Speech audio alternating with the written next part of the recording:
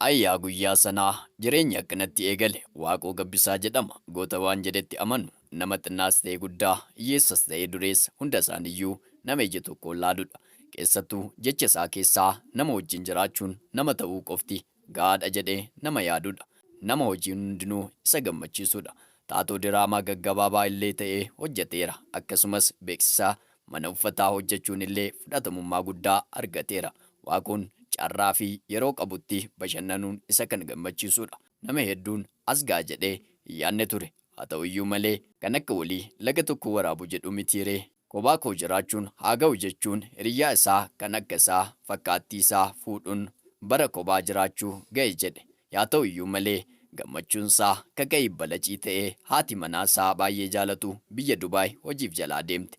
Osoo kanaan jiranii Waaqoon jaalalli haadha manaa isaa itti dabalaa dhufee humna isaan ol gaafa ta'u biyya baay'ee jaalatu magaalaa jireenya tokko jedhee itti eegale.